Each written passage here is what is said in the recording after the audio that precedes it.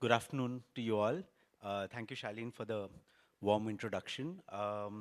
We have an hour and a lot to unpack, so we will dive straight in. I'd like to start with you, Gerfried. You have seen this whole ecosystem evolve in terms of art and technology coming together from the time that it was called computer art and to over time to more digital art, computational art.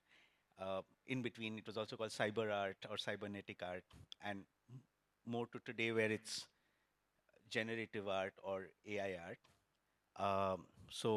And you yourself, as well as Ars Electronica, you've been the OGs of the space in a global sense. So, to start off, could you please maybe take us through the evolution of the ecosystem as well as your journey through it? Uh, to start off, yeah, that'll be.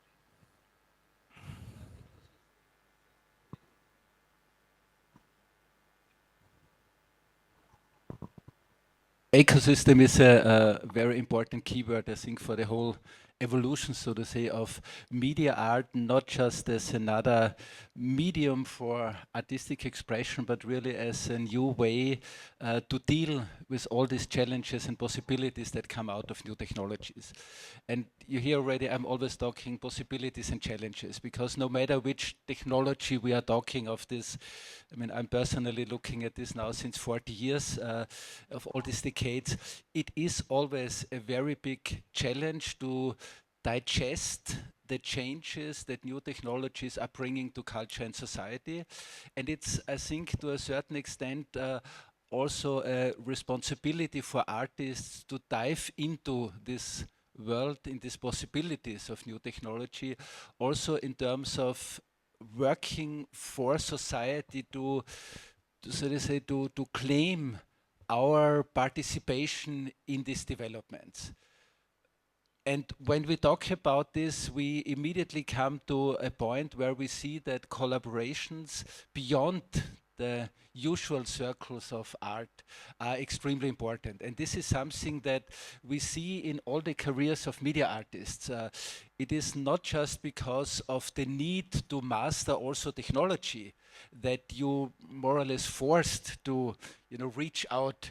Many of the ideas that artists came up with very early already needed also collaboration with technical institutes. I mean, this is the very beginning almost, these projects of Rauschenberg and the people in the 60s, where they had the chance to work in the Bell laboratories in the United States. And some of the most important experiments still up to now came out of these collaborations. When we look at the outcome of this work, very often we have to say, okay, the work of art maybe is not so exciting at all. But we must not dismiss the very importance of the artistic experiment. And I think this is what is leading directly also into the question today when we think about artificial intelligence.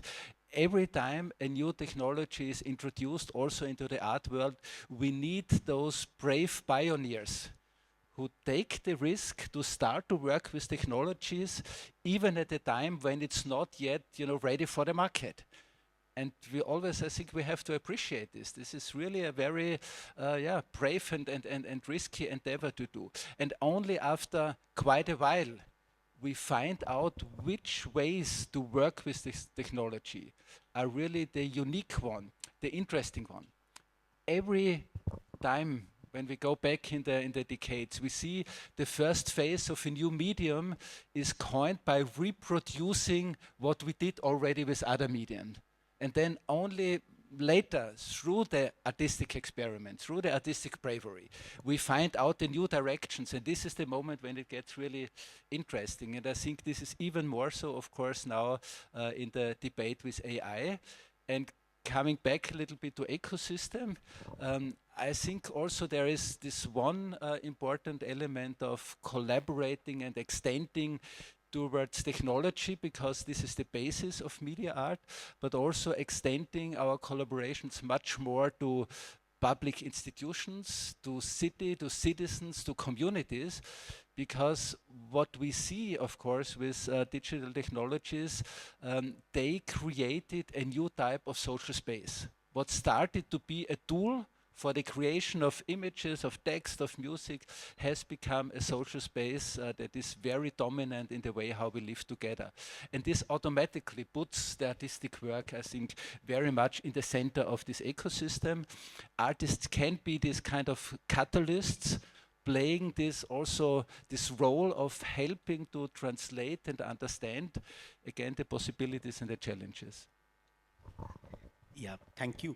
So, if we have to frame this conversation in terms of the impact of AI on originality and creativity, so a lot of narrative that the wider audience would read has to do with the binaries, either the utopian version or the dystopian version. So, how would you frame it for all of us in terms of, does AI enable creativity or does it undermine creativity? And like you say, we have to think about it thoughtfully and critically. So, I mean, it would be so nice if you could say one or the other, but like with everything in life, it's not one or the other. It's a constant process of navigating and negotiating. We definitely will see damage to creativity, but in particular, not so much, I think, to creativity, but to the possibilities to make a living from creativity. I think the really big problem is not that AI will hinder or you know, put down creativity. I mean, this is something that humans intrinsically want and need. This is part of being a human, is being creative in more different in different levels. But of course, the big question is, what is the economic basis for it? And I think we will anyway have to discuss this more in detail. But again, the role of artists here is, you know, not to be afraid, dive in as deep as possible, because you have to participate in this process of navigating and negotiating the possibilities and the challenges again. This is always where it comes down. um, Archana, I would like to ask you next. You've been an artist, you've been an arts producer, an arts art tech entrepreneur, and you have seen both the academic and professional sides of it. So, what is your nuanced take on, you know, the possibilities like Gerfried mentioned in terms of the creative economy it opens up and how the society can come together in a more meaningful way with new technologies like AI? Right.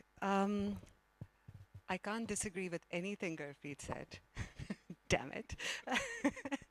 But I'll say this, is that when we think specifically around AI, and there is also a trajectory that is interesting when I was listening into what Gurpreet said of like, what was that ecology looking like in India?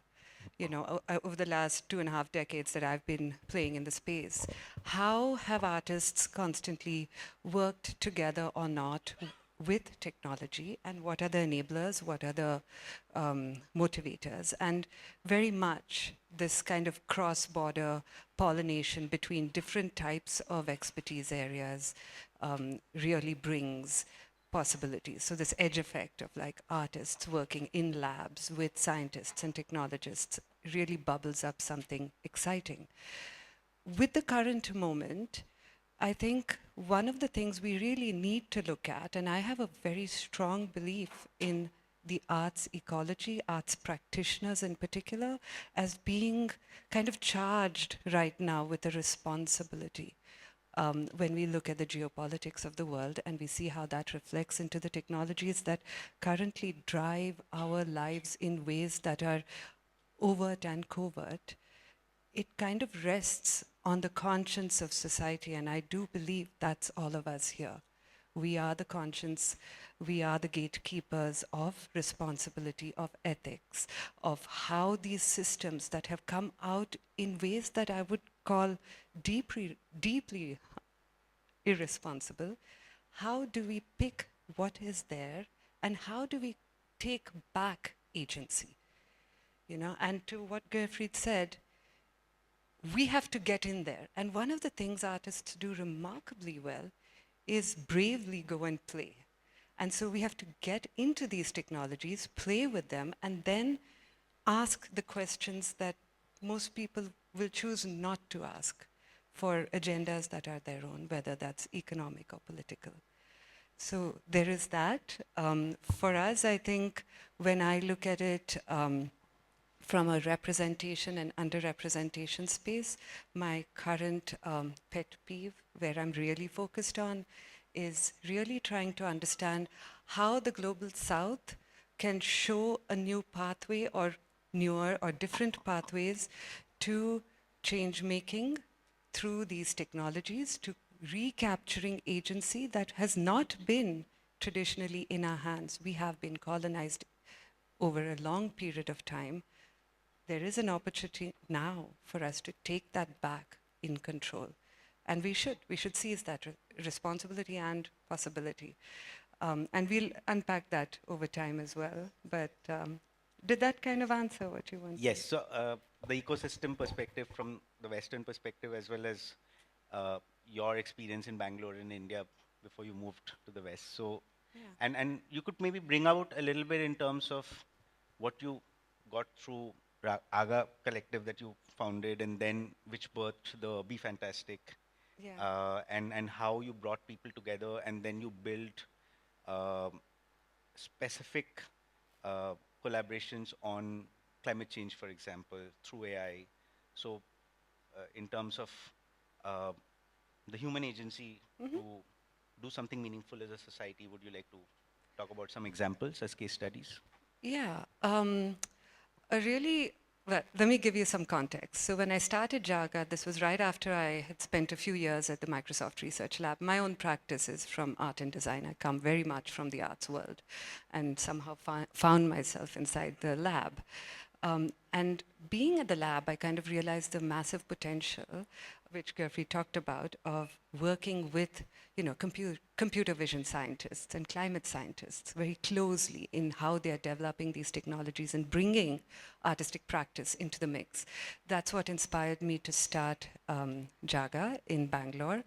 And we were a kind of a neutral space that brought together these communities um, in ways that were either collaborative practice or shared practice. So, talking about their work with each other and the public. After some years of doing that, I started that in 2009, and it really caught on. We were clocking in more than 1,000 events, and I'm talking workshops, talks, exhibitions, which were community driven through the year. So it was really kind of hectic and amazing. Around 2017 is when we did our first pilot of Be Fantastic. And the idea was to kind of, in the footsteps of great leaders, we wanted to create an India version of what art, technology, and working with the issues that were embedded in our society, in our environments would look like, with international cooperation and collaboration. And that's what Be Fantastic intended to do. It wanted to create a platform or a space for these kinds of edge practices to come up and to be showcased to the public. So kind of giving a platform both for the practitioners, but also for the public to engage. And what we saw, and that first pilot, we had about 23 installations that ran for 3 days from India and globally. And we were looking with Be Fantastic, we focus on UN SDGs as our curatorial directive. And we saw more than 80,000 people show up through the 3 days, which is kind of a crazy number for something very small and grassroots. And so there was an appetite and a curiosity and an engagement value in that. And so that's grown. The interesting thing for me, bringing it to my own practice, is when we work with technologists and activists, what we start to see is very nuanced outcomes. And it's hard for me to say that the outcome is an artistic one or a product or a platform. To me, they all seem the same. They're just different words to mean something that interfaces with a larger community, a larger whole, something that starts with 1, 2, 3, or 10 people and then goes out into the world. A good example is perhaps, what would you like me to talk about on that? You're thinking specifically? No, in terms of the most recent version of Be Fantastic, where you had AI climate change along with future connects? Ah, yeah. So that was actually not the most recent. The most recent one of Be Fantastic was actually Kaleidoscopic Fields, where we looked at food. Yeah. And, obviously food is cultural, but it also is very responsive to climate change issues. So we look at food and what do artists and, scientists bring to it.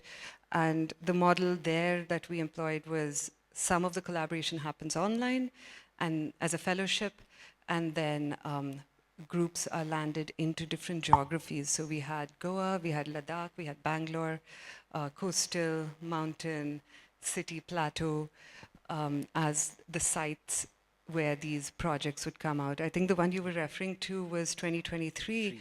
It was supported by philanthropies in India, the Nilakani Foundation in particular, but also the British Council. And we were able to, because of that kind of partnership funding, we were able to bring in a significant, energy to the space.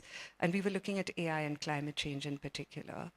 And it was, again, a 3 to 4 day festival in Bangalore, but really looking at how can we develop prototypes, working prototypes that can then be showcased, that are born out of these critical moments that we see today. And I'd encourage all of you to look at this. It's called Future Fantastic. And, look at the website. You'll see some of the amazing projects that came from these collaborations between Europe and India and between technology and climate change.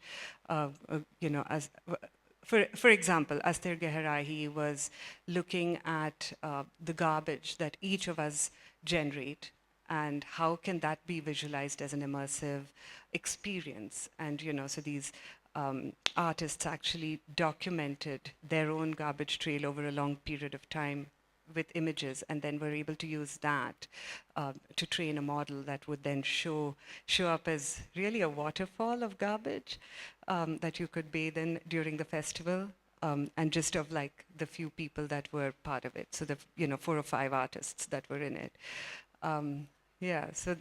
You'll start to see these kind of interesting percolations of like personal practice with a group, but connected to a larger ecology or environmental issue. And I think that's where the fun lies, but they were obviously also trying to understand the underlying issues of how are these visual AI models functioning? How do we create our imprint within that? Okay. So from the ecosystem perspective, we'll move to the artist perspective. And Alida, you have had a practice going beyond a decade. And the way I would frame this part of the conversation is, at the end of the day, again, as a wider audience, we are aware about uh, the disproportionate power of big tech and in shaping the narrative and in shaping the direction technology takes. So as artists, how do we resist that? How do we adapt to it in when it comes to AI-based tools, etc.? And a lot of your practice, even which predates AI, etc., has always been about that in terms of how you can adapt and how you can resist. There are aspects to your practice which incorporate that on a daily basis. So would you like to explain some of that? There'll be artists in the audience who can, yeah. Sure. So firstly, just to clarify, my practice, we need to get a little bit into the sort of demystification of AI, because my practice definitely doesn't predate it. I was working with AI, quote unquote, for 10 years ago, but back then it was machine learning. And if we could go to the slide, actually, it's an AI experiment I did back in the day. It's back in the Tumblr. I don't know, can we do the slides or back? Yeah. Back. So yeah, I've been working with AI, or rather machine learning as we called it, and it's funny that what we refer to as AI today is ultimately a very specific kind that is all mediated through big tech oligarchy, and which I despise. I can't, don't get me started. But it is something I think like that a lot of us, and there was a kind of a community of us. Like Tumblr was my MFA program. I don't come from a traditional art background. Being based in Europe, it's like pretty funny how there are all these unspoken but ironclad rules of being an artist and the schools and the like acceptable jobs, blah, blah, blah. And I think it's really exciting how technology has upended that. I talk to artists who have been engaging with technology critically and really anticipating a lot of these paradigms that we are dealing with now. And keep going. It's that one, yes. So this is an experiment where, for those of you who are into free open source software, you might see, if you can see in the corner, like that is processing. And so this was what AI or machine learning was like back in the day. Like now it's all about slop LLMs, but you could make these really cool, fun, open source. This is working with processing, and Wekinator, which is also open source tech created by women. And the question of how AI is supposed to be very resistant to superficial changes.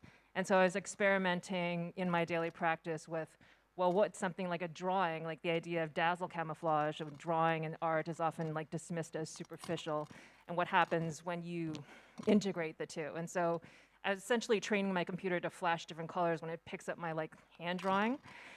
And it's funny because at that time on Tumblr, this was actually flagged as not safe for work. And so a lot of us artists, it's a tradition in code art and media art communities to share our work and in a daily practice. And the fact that this was just, there's nothing explicit about this, but it's a young, feminine presenting person.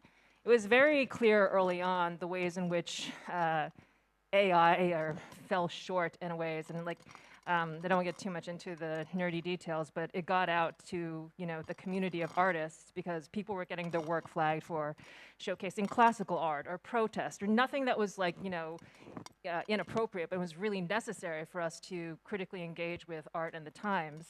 And they were using a tag-trained single-layer neural net that was so easy to develop counter neural strategies to that. I won't go into details of that, but we were talking earlier about how artists can navigate these times, and ultimately community-based counter neural strategies. Not all of us have access to a lawyer. It's great that those legal frameworks are in place, whether it's copyright or something else. But ultimately, it comes down to respecting the artist, respecting art and creative labor, or just working class labor, rather. And that is a huge challenge with regards to big tech. I've been in rooms where, I don't know, once you like surpass a certain amount of followers or 100K or whatever, like you get entrance in these spaces and they get these, big tech executives, they get visibly heated when you push back against the idea that all art is content, that all art is just supposed to be extracted to then, for value to then be invested in like weapons, drones that, bomb kids or whatever. So I'm not sure if I answered your question. I just started ranting there in a way, but I think that, yeah, and also like when we critically engage with AI, and I don't think you have to be like the rarefied role of the artist, right? I think that creativity is really the province of anyone who dares to imagine a better world. So whether you're a community organizer, an archivist, it's really something that is, yeah, it's an ecosystem. And so, what was your question again? Yeah, so how can artists Yes. adapt and how can they resist? Okay. So ultimately, it's there's so many ways to, but I think like to critically engage with the emerging technologies in general, right? I think it gives you a certain literacy to not only be able to see through the hype, because a lot of this, sort of fear mongering about like, oh, jump on the AI bandwagon, you'll be left behind. It's going to destroy us all, Terminator, blah, blah, blah. It's thinly veiled hype, and you'll be able to see through that. And there's like, these waves of whether it's, now it's AI, before it was Web3, before it was like VR or whatever. But at the same time, to critically engage with it, and so, to steer it towards a more ethical, humane, and creative vision, because, and that's what a lot of my practice is about, because the roots of computation go back, centuries, millennia. I think, especially in India, there's so much incredible, rich history of algorithms, of computational labor, often by women, but that's a whole other topic to get into. That's an excellent segue into what I was going to ask next, which is perhaps, so Alida has a exhibition on at the Method Gallery in Defense Colony, and you can see a couple of works also at the gallery booth here. But if you'd like to contextualize that exhibition, talk Yes. about it a little bit so the visitors can actually visit both and get a more practical understanding of what you're talking about. So I think with my practice being very grounded in art and technology, I think technology, like the power, like it becomes incredibly powerful and transformative when it's not a means to an end, but a way to empower you to ask the big questions.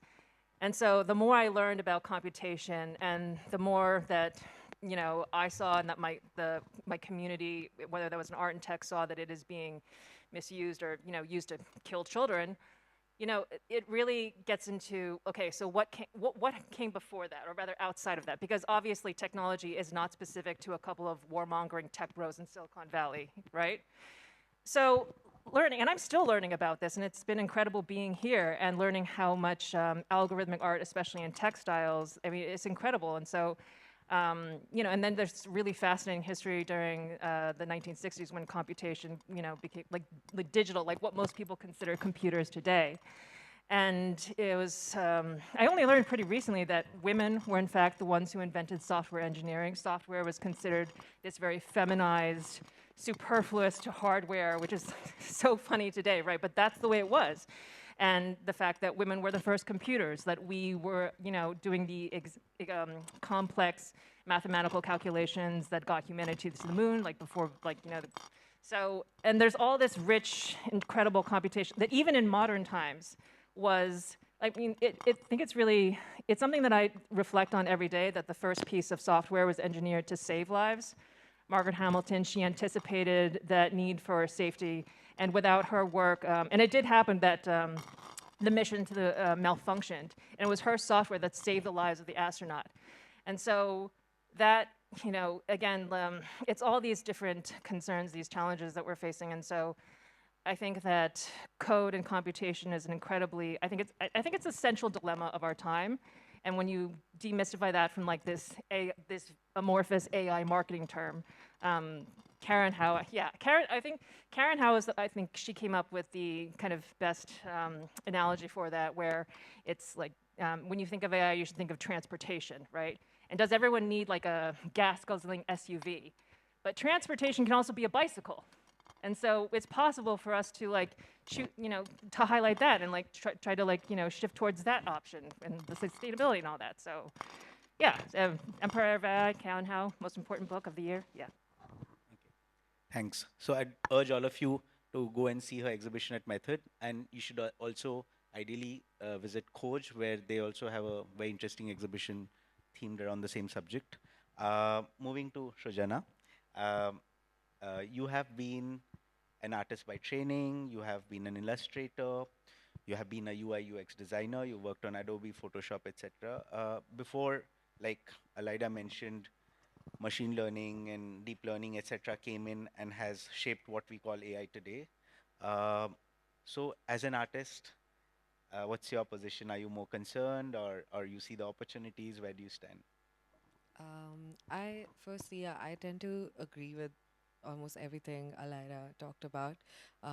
As an artist, I'm not concerned about this at all, because I don't know. I'm not concerned about most things. I'm generally a very optimistic person, and my people have been through enough that we know this is not all that in terms of a threat to me as a human being or an artist.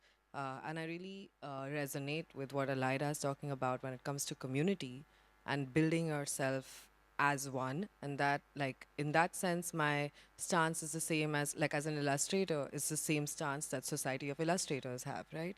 Which is a statement that they put out that is talking about plagiarism, that is talking about how essentially it is hard for us to contend with accepting AI in the form that is being presented right now. Like Gerfried said, like Alida said, technology and art have gone hand in hand for a very, very long time. And like alluding to what you're saying as well, like if we were looking at textiles and weaves and that kind of computation, I'm not one to resist technology. A lot of my work and practice has been digital illustrations. My entry into the art world is through social media, and that is how an artist like me from a marginalized background got to break through a lot of gatekeeping as well. So I am not someone who is anti-technology at all. I, in fact, believe that it's a part of your everyday practice in how you figure out the ways in which it is safe for you as a human being and for your community, most importantly. From where I stand, one second, is there a second part to your question? Please carry on.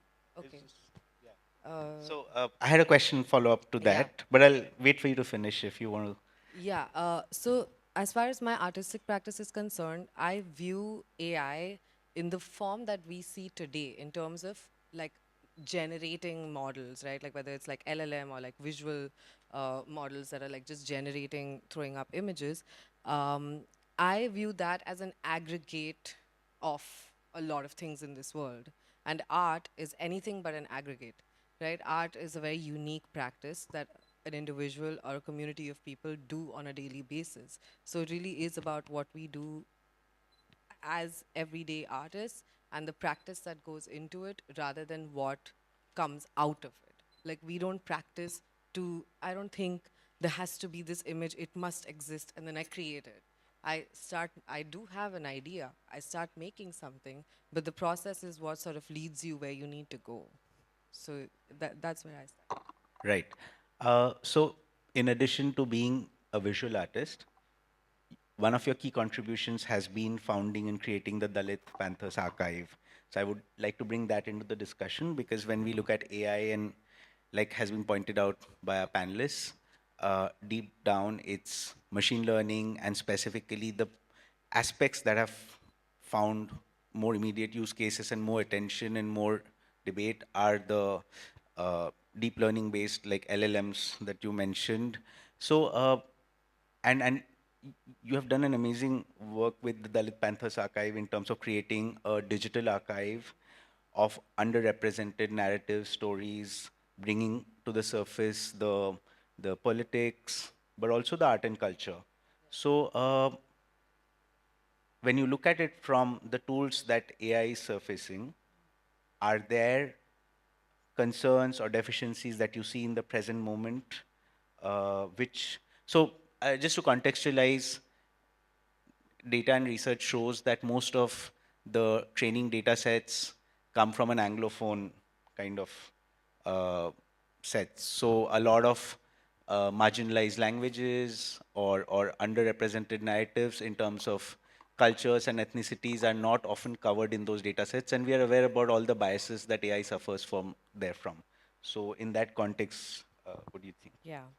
The Dalit Panther Archive is is a project that is uh, been a huge learning experience for me, along with creating a sort of source for other people from my community and other scholars who are interested in the subject of specifically linguistics and literature in the 1970s as ushered in by Dalit leaders and leaders of the Dalit Panther movement in Bombay. It's a very hyper-specific project.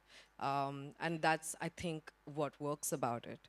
Um, when it comes to the process of creating this archive, it's a purely digital archive. It lives on my hard drive. Some of it lives on Instagram. It is not traditional in the sense of like what you see in like museums and galleries or institutions and special collections and libraries, because I cannot what I have digitized is very special, invaluable documents that deserve to live where they're from. I cannot take it from people's homes and bring it into an institution. It's not necessary. What is necessary is what's inside of those magazines, because the document as an artifact is not the main point. Um, what it's talking about in terms of path-breaking ideas that the leaders of the Dalit Panther were thinking about, whether it's about linguistics, whether it's about poetry, whether it's about how we consider the aesthetics of the future. And one would ask ourselves, why would people who are fighting a very political battle on the streets of Maharashtra. Why are they writing essays on linguistics, or why were they writing these conversations? Because they were thinking about technologies of language for the future, right? And the aesthetics of it. And it's important because no one knows the importance of being heard and spoken as clear as possible, so there is no misunderstanding, as people who are marginalized. We understand the sense of urgency that you need to say exactly what needs to be said and when. So that is a huge part of where the Dalit Panther archive comes from. It is a hugely, we can pause here. This entire project was just like me with some friends photographing each and every single page, me going on Photoshop, editing every single page, translating things, and then putting it, superimposing translated text onto this. You could say AI can simplify all that for me, but I would not want to deprive myself of the learning process that I go through when I translate text like this. Because text like this, I mean, firstly, OCR readers themselves are very weak and cannot even properly recognize Devanagari text. But if I do not sit and read that, and if I do not sit and personally translate that, I am depriving myself of the opportunity of learning a very specific kind of dialect of Marathi of the 1970s, of Bombay, from near the red light area where these leaders were born. And they made specific references. So each of these poems, each of these essays have been translated over and over again by 3-4 people, because different generations of people were required to even understand what is being said. There are some words here that are not even words that I know as a Maharashtrian, that I sat with my father and he was like, oh no, this is not a word. This used to be a brand in X time. And those are all things that lead us to learning about our community. So why would I deprive myself of such a thing? It's an opportunity. Right, right. So if I pose this as a problem statement to Archana, because I understand you work on projects which are trying to solve this precise problem. You worked on languages like Swahili, Bhojpuri, and you worked on social projects in that regard. Yeah. So would you like to come in and, yeah. Yeah, if whoever's handling the slides can take it to where you'll see Swahili or Beyond Bias, either of those will work. And what Shrujana spoke about is pretty much the inspiration or the starting point for some of the work that I've been doing over the last couple of years. With the Beyond Bias project, and some of you might have seen it shuffling through, the question that comes up constantly is, who are custodians of certain cultural wealth, right? Who are these custodians? How, yeah, this is great, right? And then how do we ensure, and if you kind of cycle back to what I was saying earlier, we have been a colonized nation. We did not have the agency to change, you know, how our culture was appropriated and translated and exploited. A very simple example close to many of you is really the paisley of Kashmir, beautiful, beautiful paisley of Kashmir, which, you know, is a butta that was clearly developed and refined here in Kashmir and has kind of made it across to a small town called Paisley in Scotland, right, during our colonized time. Now, it's made that, and that hits Industrial Revolution. And so what happens is that the mills in, say, Manchester or other parts of the UK then take that refined pattern and then exploit it and reduce the pricing on it by mass manufacturing that. It becomes a significant pattern, the Paisley pattern, named after a town in Scotland, but exported, let's say, stolen from here. Now, that pathway repeats constantly, and it's been around. It's not new. What AI does is it replicates these systems. What we can do is push against it and refuse that kind of exploitation. So, for example, in this project, if you can see, and many of you will recognize, it's a Rajasthani miniature style. And then we fine-tuned a visual LLM and trained it to speak in that language or create visuals in that language, and then are able to say what we want to say about topics that are close to our hearts in that visual language. And really, this is just a case study, but what's underlying that is the process in which we got to here, right? We had roundtables. I think if you go to the next slide, perhaps, we had roundtables, maybe the previous slide, I forget where it was. We had roundtables that involved stakeholders at multiple levels, organizational and institutional stakeholders in the arts and cultural space, practitioners. Some of these pictures will show practitioners from various cities across India participating in the process of making the tool itself, in the process of debating and arguing for certain types of tools, right? And then as a team that could build that. So we had engineers in the room that could then take that, translate it, and very tight iterative loops, very much like how you might make or craft something, very tight, within days, within weeks, going back, fixing something, building something more, and then developing a way for people to do that, but to do it also safely at their own choice. So if I brought my drawings, there's a part of me that's an illustrator somewhere there. And so if my illustrations are personal to me and I want to explore, some of these AI tools, I should be able to do that in safety. I should be able to negotiate that in terms of anyone using my fine-tuned model against my style. If someone uses that, great. Can I have credit? Can I have royalty? Can I license it? So these are the questions that bubble up through projects like Beyond Bias. And you were talking about the Swahili thing, and I think there's a really interesting moment in time, right?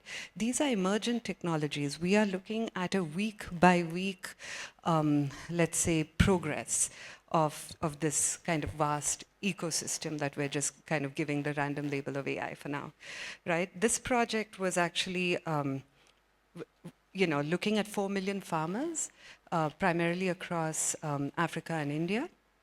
And we worked in partnership with embedded organization, Digital Green, that worked with these communities over the last 20 years and had developed a vast database of best farming practices shared by one farmer to another. So, just kind of micro level agriculture. And this is critical. This is at a moment in time where, because of climate change, small shareholder farmers in countries like India farm in a cultural way. It means that our festivals are built around it. It means that certain rituals and practices are built around it. And so these traditional practices don't respond to the climate change moment. So, a harvest festival in January is not maybe going to work. So ensuring that they're able to help each other transition into this new kind of moment was the goal, was the kind of theory of change there. And in this case, what you're seeing here is a way to evaluate all of the models that currently exist, whether they're large, big tech models, or if they're open source models, maybe developed by, say, AI for Bharat or Art Park in our home turf, right? How do we evaluate them against a low-resourced language like Swahili or Bhojpuri, for example? It's low-resourced because those data sets didn't exist and don't exist when they first trained the models. And I think, multiple of us have talked about this Western-centric, it's called weird, right? Like, so basically, West, educated, white, male kind of data sets. It is a form of absolute colonization built on colonial data sets. So, so we see that in an example like this with audio translations and language translations. And I'm curious to see that in the visual space through something like Beyond Bias. I'm aware of time, so I'm going to stop. Thank you. I think we're running out of time now. So, but I'd like to bring in a couple of more points into this conversation for the audience. I think The other area where we as artists and the larger community need to offer resistance is in terms of copyright, which is also a big talking point. And Alida, if you could, yeah, if you could share your thoughts on that.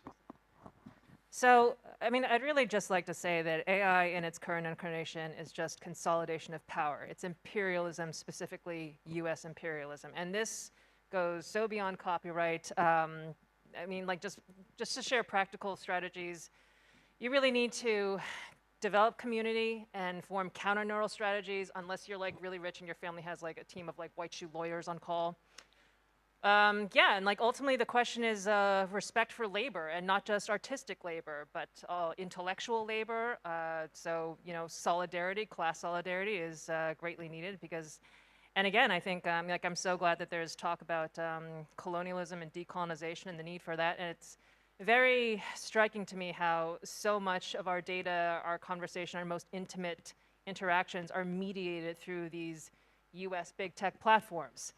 And so if you really want to, like, and this is something that everyone can do, if you really want to resist that, then consider like open source alternatives, because it's data sovereignty. I mean, it's a huge topic that you've opened, and I'm so appreciative of it. But I think copyright is just one very small part of a much broader, yes, collective strategy. Okay. And Shrujana, do you also think there's a level playing field to enable artists to do that? No, yeah. I just wanted to also add to what Alida was saying, and that's in connection with this, that we as workers, as art makers, we're at the same level now as any other workers in this world against big tech. So this is not a fair fight where we are going to get any of our rights, because no one is. And when you think about like the global narratives, like when you think about colonization and you talk about imperialism and big tech, the most important piece that keeps missing, which a lot of anti-caste leaders and activists and researchers will tell you, is the role of caste in big tech, in American big tech. When I'm in America and people ask me why caste is relevant to America, it's not just relevant to people from marginalized castes in the Indian diaspora or the South Asian diaspora in America.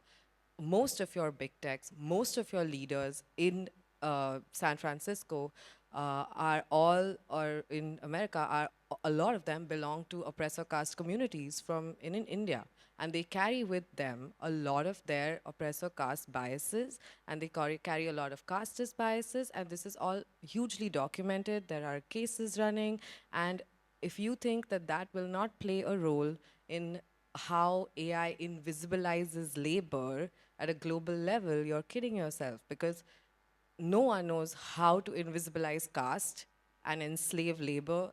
Sorry, how to invisibilize labor and enslave labor like caste, like the Indian caste system knows. And it has found its way where there is now a solidarity between white supremacy, caste supremacy, and this is the kind of paradigm we're now having to exist in. Thank you, Shrujana, for surfacing this. That's such an important underlying point. And I think a lot of underlying things, which underlying AI principles were also rooted in eugenics, which shaped colonial thought and, you know, race theory. That was deeply problematic to begin with, and now a lot of people in tech like you surface. So before we'll try and get one or two questions, but before that, I would like to move to Gerfried. And so, if there's one thing that you've been able is basically drive collaboration between artists and technologists. That is something that is such a lasting legacy of Ars Electronica, which you've shaped. And we've talked about how solidarity is required. So what are the learnings over those 4 decades that you started the conversation with that I think this audience can take, because it might have patrons, art supporters, as well as artists? 2 or 3 learnings that you would like to share? From 47 years, oh my God. The most important thing, it's a collaboration between the art technology and society. I think that's the very special thing also, that the founders of Ars Electronica almost 50 years ago understood the importance of society. I think, you know, let me use the time here to try to say something nice about artificial intelligence and technology, because we heard a lot, of course, of these very important problems that we have. And I think it is an absolute responsibility of art, culture, educational institutions to address this. The good thing is there are thousands of open source LLMs out there. There are many projects in Africa, in South America that are really working on utilizing the possibilities of AI to introduce also marginalized cultures, people, opinions, and things like this. So there is, of course, a very strong power in technology. But we must not fool ourselves. If we are not taking the opportunity to do these things, nobody else will do. And then, of course, the big machine of tech companies will just roll over it. And we cannot just say they are bad. I mean, of course they are bad, I think we all agree. But it's also part of our responsibility to do what we can do. I mean, it's, I think we have seen it in this period also when internet from this wonderful idea of a global village turned into this nightmare of social media platforms. I mean, a big part, of course, was because culture, the cultural educational part of our societies, didn't take much effort also to go into these spaces. If we don't go there, then of course somebody else will kind of fill in the vacuum. And I think this is really what I would like to encourage. And this is why this, again, collaborations are so important. And of course, I mean, I recognize very much here being here that of course still with all the attention that we're trying to pay to these issues of really global diversity in our cultures. It is very different to have the European point of view and the point of view that you are addressing in terms of what are the urgencies that we see behind this. But I think what I mostly take out of this is, you know, this enormous excitement of how we can enrich each other. And if we are really going and seeing these collaborations, not just within our own bubbles, our own cultures, our own economies, I think then we can really achieve a lot. And I think this is our responsibility. And towards copyright and these market issues, I mean, one thing I think we really have to be aware is what we have right now with AI is by far not what it will be in 5 years or 10 years. Whether it will be better or worse, we don't know, because it might be that the commercialization now, so much money is invested that has to be somehow come back. Maybe they destroy AI themselves. Also this can be possible. But also this means that the practice we have right now will change. Don't judge the possibilities of AI and creativity, AI and art by the level of work that we have right now. Think of what you can do with this in the future. And one of the important things is we definitely, I have no idea how this will be and who this will be, but we will find, and we have to find also new kind of business models for content creators, for creative people, for artists.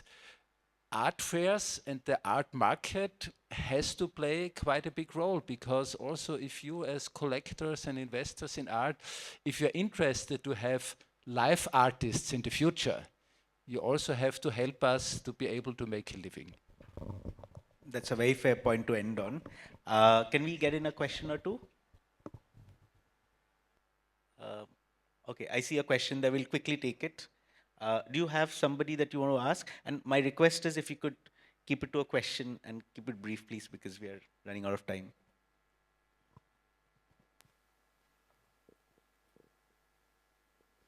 Hello, my name is Somil. So, I'm a student in Linz in interface cultures and studying, and which is so my question is actually because we got to know and we were looking at the EU AI Act recently, and there was this thing about the biases and how different companies need to regulate if they need to sell their AI product. But there were some exceptions in terms of military. For example, these biases don't apply to military, and so I just wanted to just know, like, apart from the colonization and the data biases, is there bigger powers which are like anyways funding the technology, like always, it's about the power game of uh, uh, bigger countries trying, and so just wanted to know the conspiracy around it. Yeah, my question is to Gerfried and everyone, but yes, of course, because Just Gerfried, please. We can continue the discussion at home in Linz then. And I think everybody here has already said a lot of it. Of course, it's a power issue because it's a commercial issue. And what I'm afraid of is, of course, that now in the present time, in particular in Europe, we have this regain of this military power. We are only talking about defending Europe, defending against everything. And of course, that's always the important question. What is the narrative of a society in this time of transformations? And that's again why it's so important that artists participate in it. And of course, we cannot really change the world with our art. We know this, we are not that naive. But nevertheless, you never know whether your contribution is just the drop of water that evaporates on a hot stone, or maybe your contribution is the drop of water that starts the spillover of the bubble. And I think this is what has to inspire us. It's a constant battle. And yeah, you're right. It is a power issue. We have many, many problems. Many of them have been addressed. Thank you, Gerfried. Thank you, all of you.